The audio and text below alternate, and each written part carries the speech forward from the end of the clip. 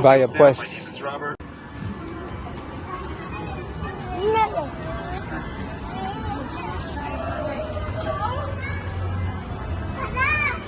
Alright guys, I am on my way back to El Salvador.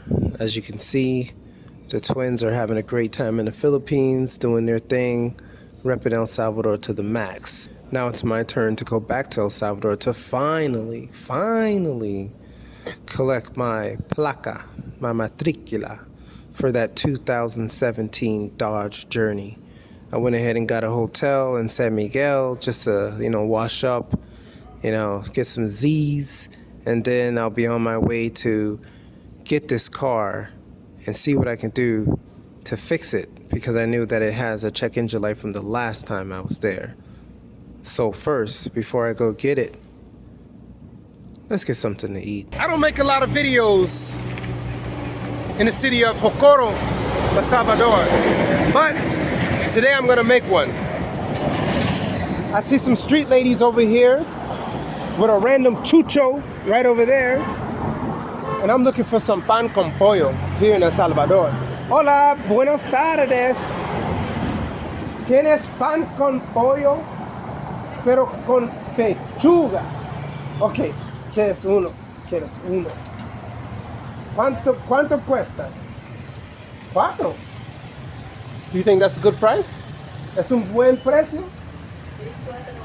Okay. $4. So I already got my cinco out here.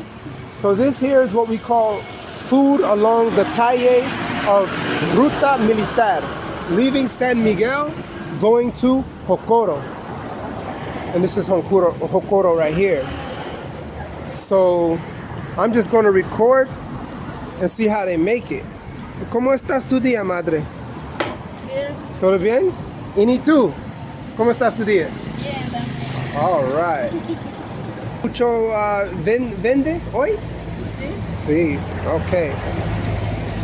So here is what they do is they get this big bread. Is this pan francés or pan francés? So we got French bread, and what they do is they put the mayonnaise on it, all up in there, just like that. And as you see, they protect it against the insects. And we got some cabbage, or in some places they call it salad, who knows? And they put it right in the middle. La medio, vaya, wow. Okay. ¿En qué es eso? Eso es repollo. Repollo. Okay, so if you guys don't understand Spanish, then you're gonna learn today. Repollo. We got cebollas, tomates, and remolacha. Vaya, wow, look at that. And then we got some huevos. Wow. Look at that. So this is panes, Mamá, Chaya. ¿Quién es Mamá Chaya? ¿Tú? Ya murió ella. Oh, murió, pero tú es familia de Mamá Chaya.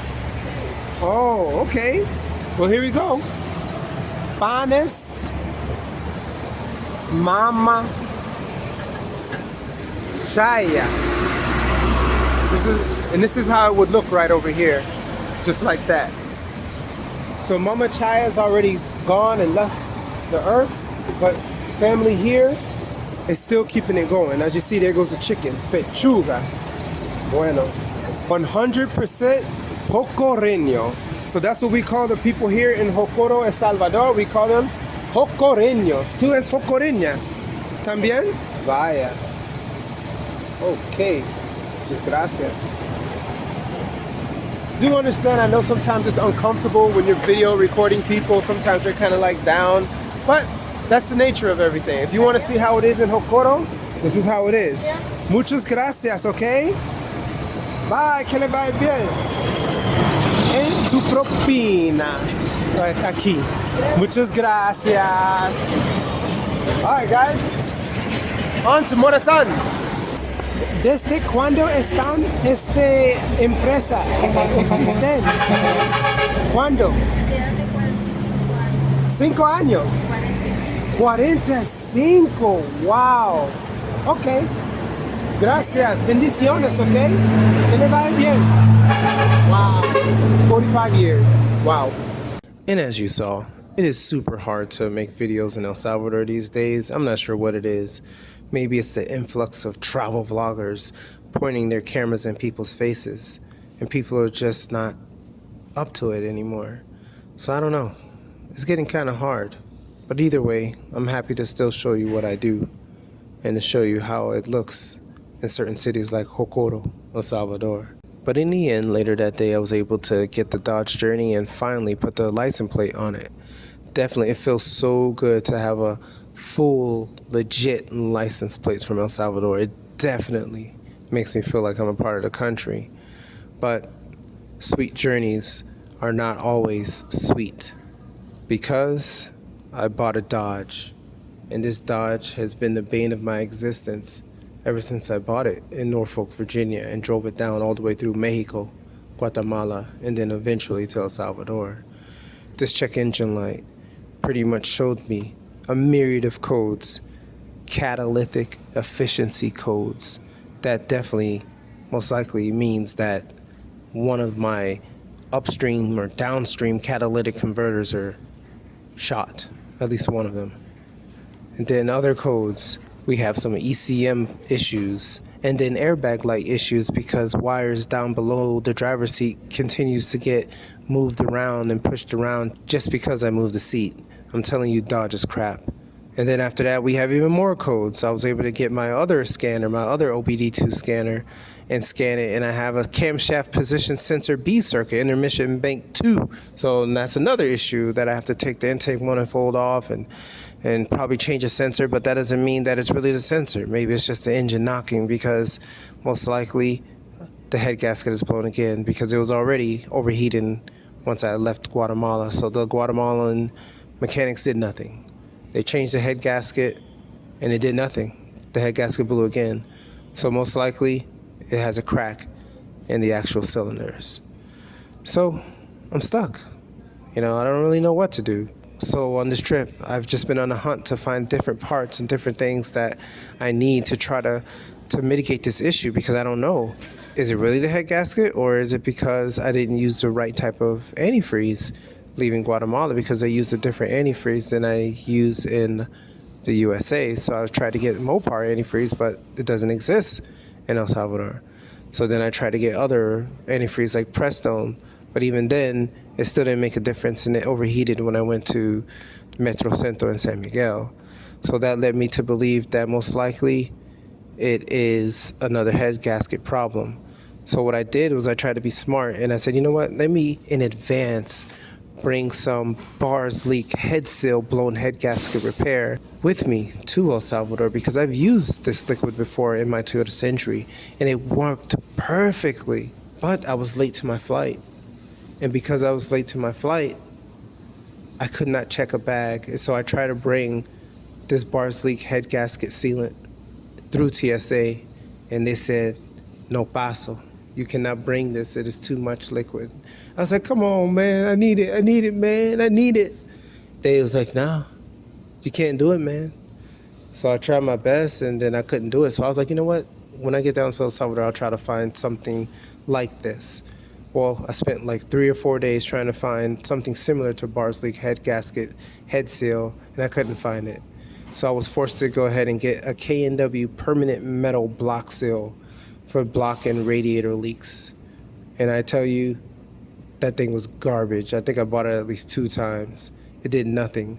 Half of the can had sediments all the way towards the bottom, and it was all in chunks, and I had to like shake it just to get it out of the can. It was horrible. And all it did was just clog things up and make things turn brown. And then I followed the instructions to put so much water into the radiator with this block sealant.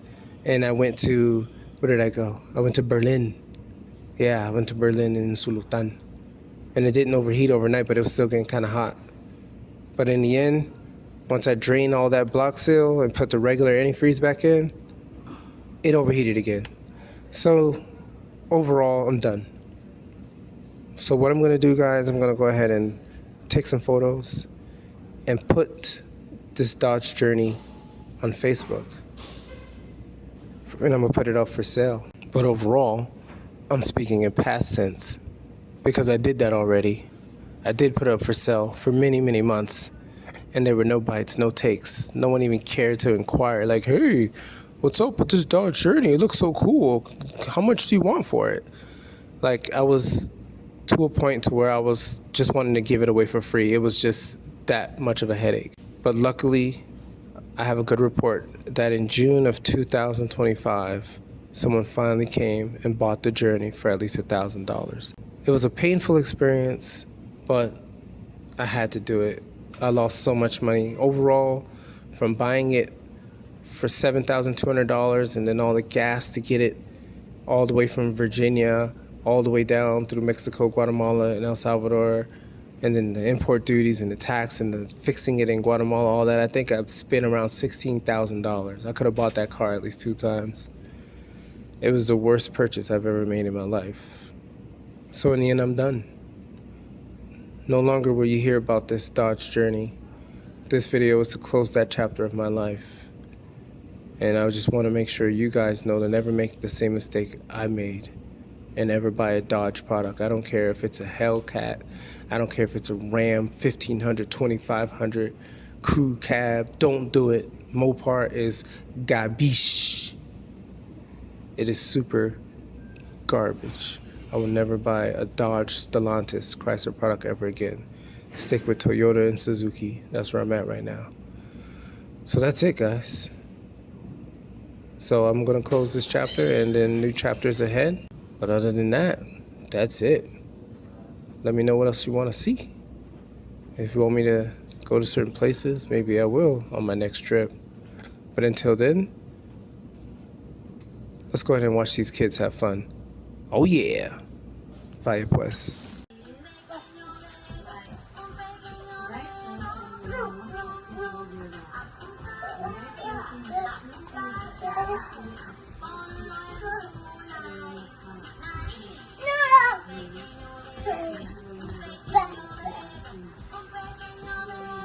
Plum, plum, plum.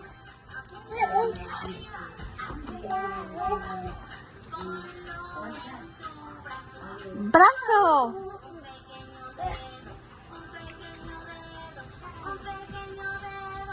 Plum, plum, plum. Abajo. En tus piernas. Piernas. Un pequeño dedo. Plum, plum, plum. Abajo.